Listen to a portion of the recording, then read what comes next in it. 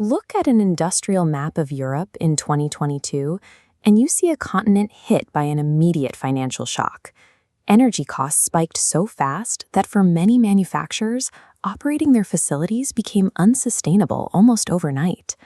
To see what that looks like on the ground, look at BASF. This is their massive chemical complex in Ludwigshafen, Germany. It spans 10 square kilometers and employs nearly 40,000 people.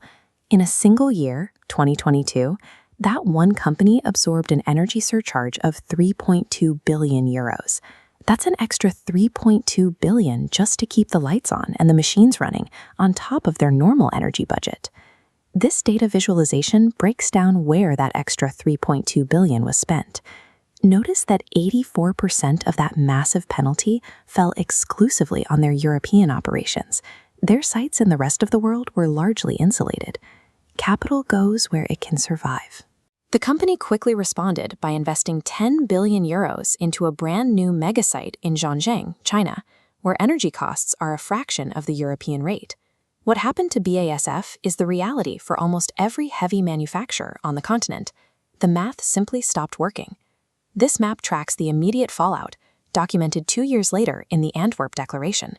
In a very short window, 101 major industrial sites permanently closed their doors, taking 75,000 jobs with them.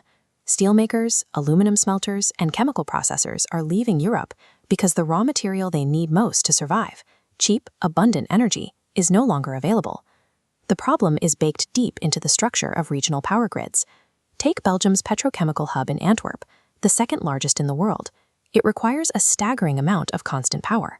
This bar chart compares baseline energy costs across neighboring countries. Because of how the local grid and regional tax structures are managed, these Belgian manufacturers pay 10 to 45% more for their electricity than competitors just a few hours away. When your entire business model relies on melting metals or processing chemicals, a 40% markup on your primary input completely erases your profit margins. Unless the underlying math of the grid changes, these high-cost regions are going to lose their manufacturing base entirely. That terrifying financial reality finally forced governments to abandon decades of political orthodoxy. On May 15, 2025, the Belgian parliament voted 102 to 8 to repeal a law that would have phased out all nuclear energy. After 22 years of planning to shut these reactors down, they abruptly extended their lifespan to 2045. This Belgian shift reflected a broader continental realignment.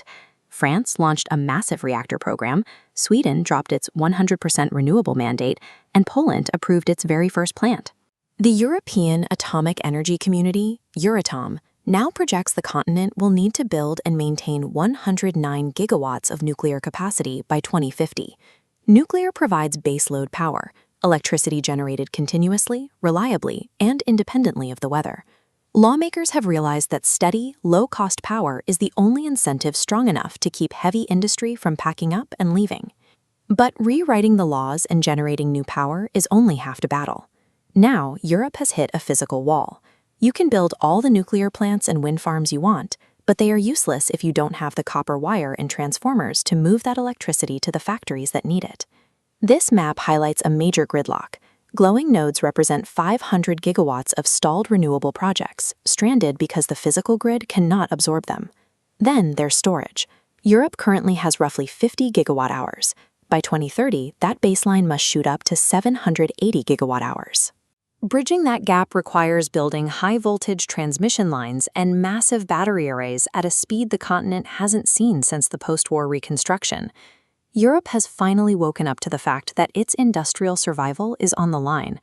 The political will is there, but until millions of miles of actual cable and batteries are put into the ground, the exodus will continue.